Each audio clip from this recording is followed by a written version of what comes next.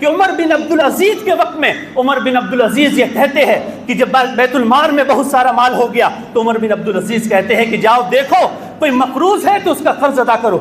لوگ کہتے ہیں کہ جتنے بھی مقروض تھے اس کے قرض ادا کر دیے گئے. کوئی شخص ہے جس کی شادی کرنی ہے, کسی کی بیٹی ہے, تو اس مال سے اس کی شادی کر دی جائے. بولا کہ اس کی بھی ہو گئی. بولا کہ کوئی ایسا تاجر ہے, تجارت کرنے والا ہے, جس کی تجارت میں وہ نقصان اٹھایا ہے, اس کو قرض کی ضرورت ہے, قرض حسنہ اس مال سے اس کو دیا جائے. وہ بھی دیا گیا.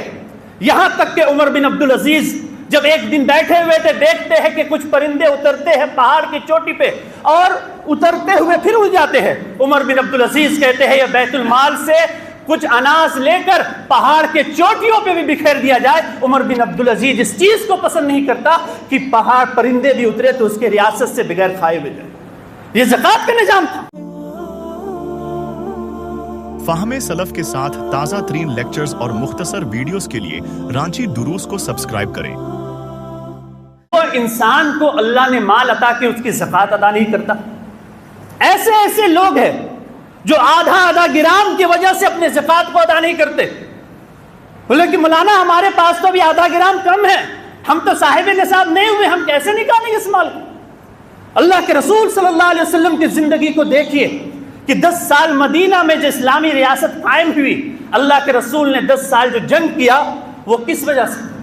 کہ اللہ کے رسول صلی اللہ علیہ وسلم نے صرف زکوٰۃ کا نظام 10 سال اللہ کے رسول صلی اللہ علیہ وسلم نے حکومت کی, 2 سال حضرت ابوبکر صدیق نے خلافت کی, 10 سال حضرت عمر فاروق نے خلافت کی, 12 سال حضرت عثمان غنی نے, اس کے بعد 6 سال حضرت علی نے, 6 مہینہ حضرت حسن نے, اور 20 سال امیر معاویہ نے. اور یہ سلسلہ چلتے چلتے عمر بن عبدالعزیز تک پہنچتا ہے کہ جو ایک زکوٰۃ کا نظام ایسا قائم کیے کہ جس میں 1 روپے بھی لوگوں سے ایکسٹرا ٹیکس نہیں لیا گیا, بلکہ اس زکوٰۃ کے نظام کے نافذ کیا گیا, جس کی وجہ سے اتنی جنگیں لڑی گئی اور مسلمانوں کے اندر اتنی فراوانی آئی کہ عمر بن عبدالعزیز کے وقت میں عمر بن عبدالعزیز یہ کہتے ہیں کہ جب بیت المال میں بہت سارا مال ہو گیا تو عمر بن عبدالعزیز کہتے ہیں کہ جاؤ دیکھو کوئی مقروض ہے تو اس کا قرض ادا کرو. لوگ کہتے ہیں کہ جتنے بھی مقروض تھے اس کے قرض ادا کر دیے گئے. کوئی شخص ہے جس کی شادی کرنی ہے, کسی کی بیٹی ہے, تو اس مال سے اس کی شادی کر دی جائے. بولا کہ اس کی بھی ہو گئی. بولا کہ کوئی ایسا تاجر ہے, تجارت کرنے والا ہے, جس کی تجارت میں وہ نقصان اٹھایا ہے, اس کو قرض کی ضرورت ہے, قرض حسنہ اس مال سے اس کو دیا جائے. وہ بھی دیا گیا. یہاں تک کہ عمر بن عبدالعزیز جب ایک دن بیٹھے ہوئے تھے, دیکھتے ہیں کہ کچھ پرندے اترتے ہیں پہاڑ کی چوٹی پہ اور اترتے ہوئے پھر اڑ جاتے ہیں. عمر بن عبدالعزیز کہتے ہیں یہ بیت المال سے کچھ اناج لے کر پہاڑ کے چوٹیوں پہ بھی بکھیر دیا جائے. عمر بن عبدالعزیز اس چیز کو پسند نہیں کرتا کہ پہاڑ پرندے بھی اترے تو اس کے ریاست سے بغیر کھائے ہوئے جائے. یہ زکوٰۃ کا نظام تھا. آج اس نظام کو ہم بھول گئے, آج اس نظام کو ہم ادا نہیں کرتے, جس کی وجہ سے یہ سبب ہے کہ یہ مال ہمارے لیے فتنہ بن گیا ہے. آج لوگوں کے اندر غربت, لوگ قرض میں ڈوبے جا رہے ہیں, یہ لوگ سودی کاروبار کی طرف جا رہے ہیں. کس بنا پر؟ کہ آج مالدار اپنی زکوٰۃ کو صحیح طریقہ سے ادا نہیں کرتے.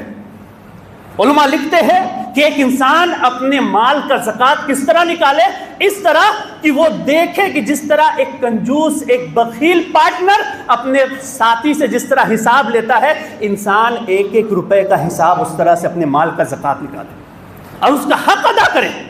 اگر وہ نہیں کرے گا, اللہ کے رسول کی وعید کہ اللہ کے رسول نے فرمایا کل قیامت کے دن اس کے گلے پہ ایسا گنجا سانپ بیٹھا دیا جائے گا جو گنجا اس بنا پر ہوگا کہ اس کی زہر اتنی سخت ہوگی کہ اللہ کے رسول کہتے ہیں کہ اگر یہ پھونک مار دے تو پوری زمین کی ہریالی جو ہے وہ پوری سوکھ جائے, جل جائے, اور وہ کہے گا انا کنجک انا مالک, کہ میں تمہارا مال ہوں, میں تمہارا خزانہ ہوں جس کو تم دنیا میں جمع کرتے تھے.